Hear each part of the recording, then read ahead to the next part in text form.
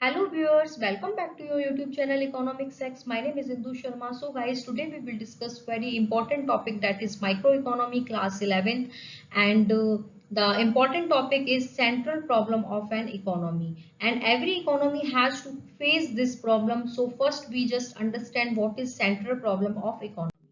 So central problem of an economy, it's about choice. और choice कहाँ से arise होती है? Choice just means it's a economic problem.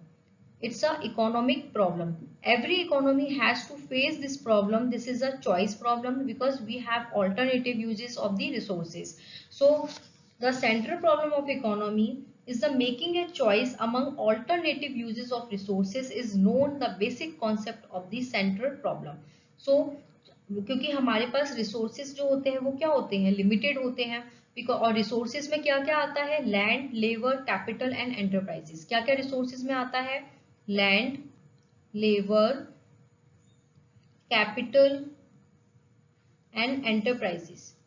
ये जो रिसोर्सेज होते हैं ये क्या होते हैं? लिमिटेड होते हैं। ठीक है, हर कंट्री के पास लिमिटेड रिसोर्सेज होते हैं। आप ऐसे नहीं बोल सकते हो कि हर इकोनॉमी के पास ये जो चार रिसोर्सेज है वो एक टाइम पर एक साथ अवेलेबल हो। It's not possible. जैसे इंडियन इकोनॉमी है, यहाँ पर क्या है? लेबर की कैपेसिटी ज्यादा है। ठीक है, मोर लेबर आपको मिलेगी बट कैपिटल कम मिलेगा। यूएस इकोनॉमी है, वहां पे कैपिटल की कैपेसिटी ज्यादा है as comparatively labour. So every economy has to face this problem, that is the central problem of an economy. So as per your syllabus, we will discuss about the one problem, that is the problem of allocation of resources. Allocation मतलब allocating the resources in such way to get maximum satisfaction. We see here every economy has limited resources. क्या होता है? हर country के पास limited resources होते हैं। हर country के पास एक साथ ये चारों रिसोर्सेज एक टाइम पर अवेलेबल नहीं होते हैं। कोई एक रिसोर्सेज कम होगा या कोई दो रिसोर्सेज की कमी होगी। विच कैन ऑल्टरनेटिव यूज, हमको उन रिसोर्सेज जो लिमिटेड रिसोर्सेज होते हैं उन्हीं का ही ऑल्टरनेटिव यूज करके गुड्स को प्रोड्यूस करना होता है, सर्विसेज को प्रोड्यूस करना होता है in different way of the form. So allocate the resources in such way to get maximum satisfaction and we can fill the every one of the needs. हम अच्छे से हर किसी की क्या कर सके? नीड्स को फिल कर सके और रिसोर्सेज को इस तरीके से यूज करें ताकि लोगों को मैक्सिमम सेटिस्फैक्शन हो। सो इस डिसीजन को लेने के लिए इकोनॉमी में ये तीन प्रॉब्लम एग्जिस्ट करती हैं, that is what to produce, how to produce and whom to produce, and this is called three central problem of an economy. What to produce ये क्या बताता है? ये डिसीजन को बताता है। क्या बताता है? यहाँ पे डिसीजन लेने की कैपेसिटी को बताता है, decision. And how to produce बताता है, technique. And whom to produce बताता है, कैटेगरी ऑफ पीपल।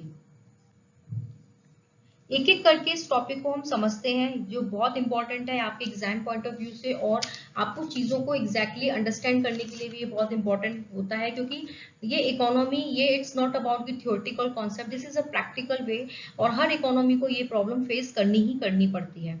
सो देखते हैं what to produce. The first term is what to produce. What to produce क्या होता है? It's about the decision. Decision regarding which goods and services should be produced and should be taken. हमें कौन सी goods and service को produce करना है और किस गुड्स एंड सर्विस को हमें लेना चाहिए। तो डिसीजन बताता है ये दो फॉर्म में। फर्स्ट आता है what commodity are to be produce, हमें क्या कमोडिटी प्रोड्यूस करनी है। एंड सेकंड बताता है इन व्हाट क्वांटिटी, कितनी क्वांटिटी में प्रोड्यूस करना है। तो ये यानी कि हमारे डिसीजन को एग्जिस्ट करता है व्हाट टू प्रोड्यूस। वाई? क्योंकि रिसोर्सेज क्या है? लिमिटेड है। हमने अभी डिस्कस किया था कि रिसोर्सेज जो है वो लिमिटेड है, यानी कि land, labour, capital and enterprises की फैसिलिटी क्या है? ये जो चार रिसोर्सेज है वो हर कंट्री में अपने अपने वे में होते हैं और इनकी हर जगह कमी होती है। हर जगह एक साथ ये चारों रिसोर्सेज अवेलेबल नहीं होते हैं। तो we produce more one of commodity then able to sacrifice other. अगर सपोज दैट हम लैंड का यूज करके किसी एक गुड्स का प्रोडक्शन कर रहे हैं तो हम किसी अदर गुड्स का हमें सेक्रीफाइस करना पड़ेगा। अगर सपोज दैट हमारे पास लेबर की कैपेसिटी ज्यादा है और कैपिटल की कम है तो हमें लेबर का यूज इस तरीके से करना है कि हम एक गुड्स का प्रोडक्शन कर सकें एज पर दी नीड्स, और अनदर गुड्स को हम क्या करें? सेक्रीफाइस करें, क्योंकि रिसोर्सेज जो है वो लिमिटेड है, स्कार्स ऑफ रिसोर्सेज है, इसीलिए हमें ये डिसीजन लेना ही पड़ता है। तो अब ये डिसीजन होता है कि क्या डिसीजन लें। तो डिसीजन होता है कि इट्स अबाउट कि कौन सी गुड्स को हमें प्रोड्यूस करना है। कैपिटल गुड्स को प्रोड्यूस करना है। कैपिटल गुड्स के अंदर क्या आ जाता है? मशीन्स, टूल्स, ठीक है। और same as civil goods, civil goods के अंदर आ जाता है क्लोथ, वॉच, रेडियो। या हमें कंज्यूमर गुड्स को प्रोड्यूस करना है like wheat, cloth, shoes, sugar, या हमें नेसेसिटी गुड्स को प्रोड्यूस करना है, या हमें लग्जरी गुड्स को प्रोड्यूस करना है कि कार, कलर टीवी हो गया, लैपटॉप हो गया, मोबाइल हो गया, ठीक है, या हमें military goods like guns, bomb, tanks, इन सबको प्रोड्यूस करना है। तो ये एक डिसीजन होता है, ये as per the society needs के अकॉर्डिंग डिसीजन लिया जाता है, क्योंकि रिसोर्सेस की कमी की वजह से हमें किसी एक गुड्स को प्रोड्यूस करना होता है, तो हमें किसी अनदर गुड्स को कुछ क्वांटिटी में क्या करना पड़ता है, सेक्रीफाइस करना होता है। अब यहाँ पे डिसीजन किस तरीके से होगा कि जिस चीज की ज्यादा नीड है उसकी कमोडिटी का प्रोडक्शन ज्यादा होगा, ठीक है, और उसकी क्वांटिटी का भी प्रोडक्शन उसके हिसाब से ज्यादा होगा। बट अनदर गुड्स की अगर कमी है तो उसकी क्वांटिटी बस एज पर दी नीड हल्की फुल्की प्रोड्यूस की जाएगी। तो ये एक डिसीजन बताता है what to produce. So guiding principle इसमें बहुत इंपॉर्टेंट बताया जाता है कि ये गाइडिंग प्रिंसिपल क्या बोलता है। गाइडिंग प्रिंसिपल बोलता है कि guiding principle for an economy here to allocate the resources in such way that maximum satisfaction, maximum aggregate utility to the society। utility मतलब wants power of the satisfaction, wants power of the satisfaction मतलब satisfaction को बताता है ये, ठीक है, utility. तो allocate the resources, resources को इस तरीके से हमें डिस्ट्रीब्यूट करना है, एलोकेट करना है जहां से लोगों को मैक्सिमम सेटिस्फैक्शन भी मिले, और यूटिलिटी यानी कि जो सेटिस्फैक्टरी लेवल है वो हर सोसाइटी के लोगों को एज पर दी नीड मिल जाए। तो ये इसका एक गाइडिंग प्रिंसिपल होता है। तो व्हाट टू प्रोड्यूस क्या बताता है, डिसीजन को बताता है, कितनी कमोडिटी को प्रोड्यूस करना है, कितनी क्वांटिटी को प्रोड्यूस करना है, एंड कौन सी गुड्स हमें ज्यादा प्रोड्यूस करनी है। रिसोर्सेज की लिमिटेशन होने की वजह से हमें किसी एक गुड्स को प्रोड्यूस करना है तो दूसरे गुड्स को हमें क्या करना है, सेक्रीफाइस करना है। आई होप ये पॉइंट आपको बहुत अच्छे से क्लियर हुआ होगा। एंड अभी हम ब्रीफ में कॉन्सेप्ट को समझ रहे हैं और आगे इसके क्वेश्चन सेट लगाएंगे तो हमें ये एग्जैक्टली अच्छे से क्लियर हो जाएगा। ये हर एग्जाम के लिए इंपॉर्टेंट है, चाहे आप किसी कॉम्पिटिशन लेवल की तैयारी कर रहे हो, चाहे ये CUET एंट्रेंस टेस्ट है उसमें भी ये सिलेबस में है, एंड आप 11th-12th में तो है ही है। सो नेक्स्ट आता है how to produce. How to produce बताता है टेक्निक को। टेक्निक मतलब दो टेक्निक होती है, इट्स अबाउट दी कि किस टेक्निक का यूज करके हमें प्रोडक्शन को, मतलब टेक्निक में, टेक्निक बताता है कि प्रोडक्शन के लिए किस टेक्निक का हमें यूज करना है, ठीक है। तो इसमें दो टेक्निक आती है, labour intensive technique, capital intensive technique. जो लेबर इंटेंसिव है वो बताता है कि जहाँ पे हमें ज्यादा लेबर यूज करनी है, लेस कैपिटल यूज करनी है, और कैपिटल इंटेंसिव बताता है कि ज्यादा कैपिटल यूज करना है और कम लेबर यूज करना है। तो economy has to choose, economy को चूज करना होता है कि वो मशीन मेड प्रोडक्ट को यूज करे या हैंडीक्राफ्ट को यूज करे। देखो गाइज, हर टेक्निक का अपने ओन एडवांटेज होते हैं, अपने डिसएडवांटेज होते हैं, यानी कि अपने प्रॉस भी होते हैं, अपने कॉन्स भी होते हैं हर टेक्निक के, ठीक है।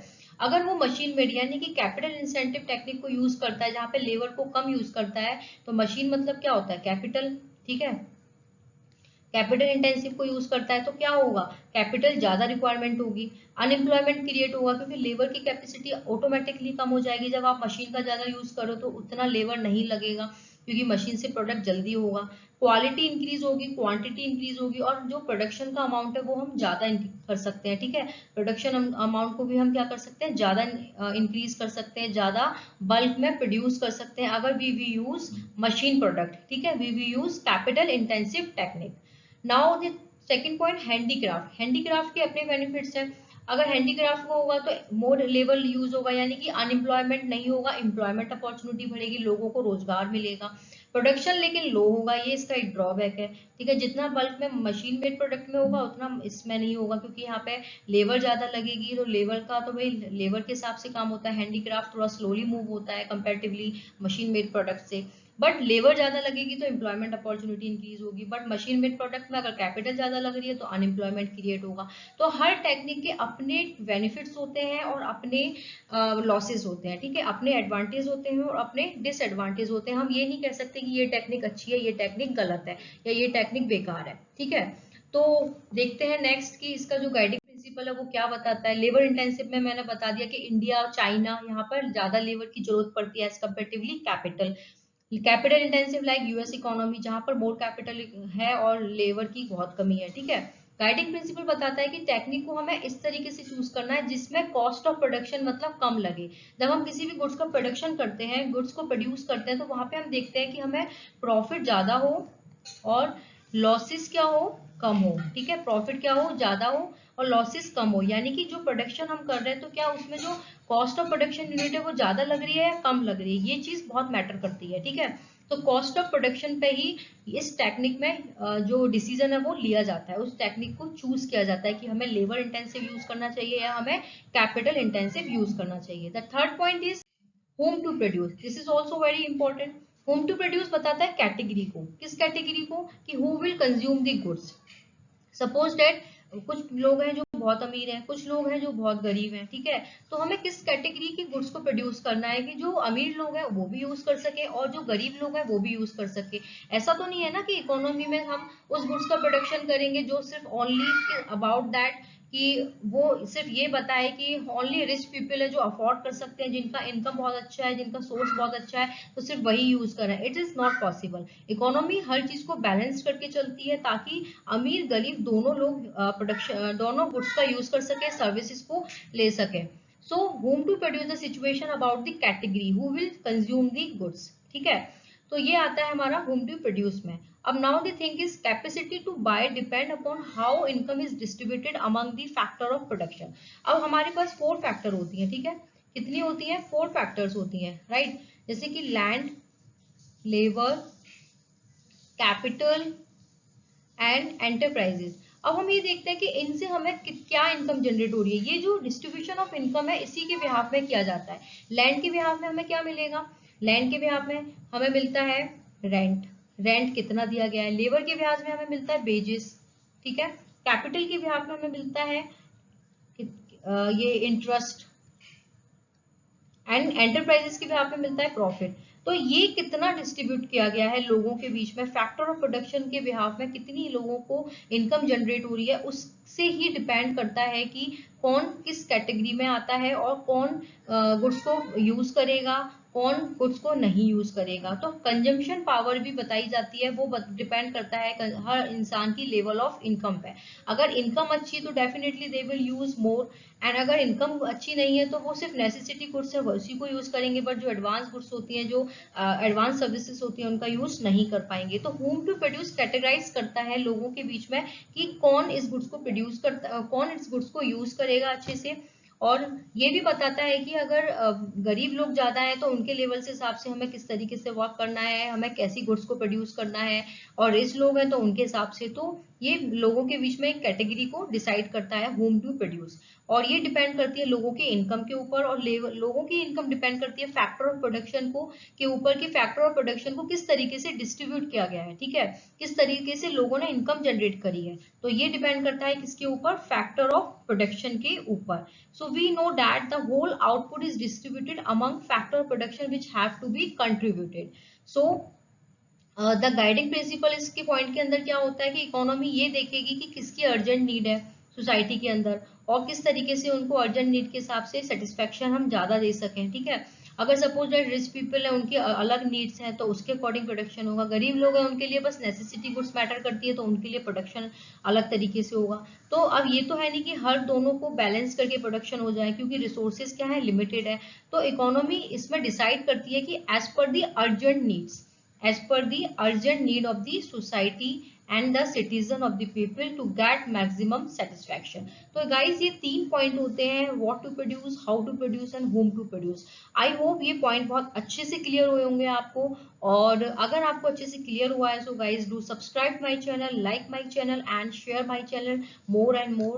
I will provide the question, आपको इससे इस टॉपिक से रिलेटेड जितने भी क्वेश्चंस बनते हैं वो मैं आपको प्रोवाइड करूंगी, एमसीक्यूज भी and the descriptive questions also. और जो एमसीक्यूज हैं वो किससे रिलेटेड होंगे, वो सीयूईटी एग्जाम से रिलेटेड हम आपको प्रोवाइड करेंगे, एंड डिस्क्रिप्टिव जो है वो क्लास 11 के हिसाब से प्रोवाइड किया जाएगा। सो प्लीज़ आप कंटिन्यू रहें मेरे चैनल पे और मेरे को ऐसे ही सपोर्ट करते रहें। Thank you so much.